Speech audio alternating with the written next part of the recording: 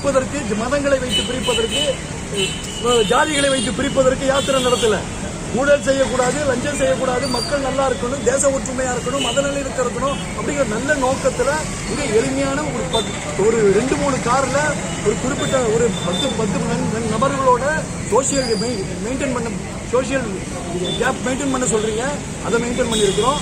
எல்லாத்தையும் மெயின்டைன் பண்ணி முறையா வர்ற எங்களை எந்த விதத்தில் கைது பண்ண வர்றேங்கிறது எந்த விதத்தில் நியாயம் இது? இது மிக தவறானது, நிர்வாகம் மிக மோசமானது. முதல்ல நீங்க நான் பொன் ராதாகிருஷ்ணன் அவர்களை கேட்டுக்கொள்கிறேன், உங்களுடைய ஆட்கள் எல்லாரும் இங்க வழிபூரா எங்களுக்கு தொந்தரவு கொடுக்குறாங்க. அவங்க தான் போய் கம்ப்ளைண்ட் பண்றாங்க. என்ன வேகம் உங்களுக்கு? உங்களால இந்து மாணவர்களுக்கு நீங்க இடஒதுக்கீடு தர்றேன்னு சொன்னீங்க, போராட்டம் பண்ணீங்க, அதை கொடுக்க உங்களால முதல்ல முடிஞ்சுதா? இங்க இருக்கிற ஸ்காலர்ஷிப் தரேன்னு சொல்லி கொடுக்க முடிஞ்சு அன்னைக்கு வரைக்கும் எங்களை போன்ற இது பாருங்க, நாங்கெல்லாம் நேர்மையானவர்கள், நியாயமானவர்கள், மக்கள் இதை அறிந்திருக்கிறார்கள். இந்த 2021 தேர்தலில் தெரிய போகுது. ஆம் ஆத்மி கட்சி எதிர்பார்க்காத எப்படி முதல் முறையாக ஆம் ஆத்மி கட்சி எப்படி டெல்லியில வந்துச்சோ அதே போல ஒரு பெரிய மாற்றத்தை தமிழகத்தில் மிகப்பெரிய மகா கூட்டணியை ஆம் ஆத்மி கட்சி அமைக்க இருக்கிறது என்கிறது முதல்ல நீங்க நினைச்சுங்க. நிச்சயமாக நடக்கும்.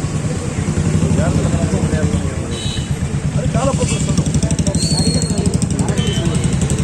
நடிகர்கள் அரசியல் வரக்கூடாது, யாராவது இருக்கா? வரக்கூடாதா?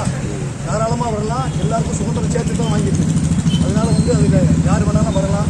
திறமை இருப்பவர்கள் வெற்றி பெறுவார்கள். மற்றும் தேர்தல் எந்த மாதிரியான வெளிப்படையாக கொடுத்துருக்கீங்க? தேர்தலில் முதல்ல அடிப்படை மக்களுடைய எங்களுடைய ஆம் ஆத்மி கட்சியுடைய அடிப்படை தேர்தல் அறிக்கை டெல்லியை சார்ந்தது, டெல்லியை போன்றது. ஆனால் தமிழகத்துக்கு தேவையான தமிழகத்தினுடைய பிரச்சனைகளையும் தமிழகத்தினுடைய தேவைகளையும் அதில் உள்ளடக்கி ஒரு தேர்தல் அறிக்கை வர இருக்கு. தேர்தல் அறிக்கையை ஒருத்தவங்க காப்பி எடுக்கிறது அது அவருடைய கருத்து. காப்பி அடிச்சு தான் எல்லாரும் போடுறாங்க. காப்பி அடிக்கிறது என்ன இருக்கு? அவருடைய கருத்தை அவர் சொல்றாரு. இன்னைக்குள்ள சூழல் பெரும்பாலும் அவர் ஆம் ஆத்மியினுடைய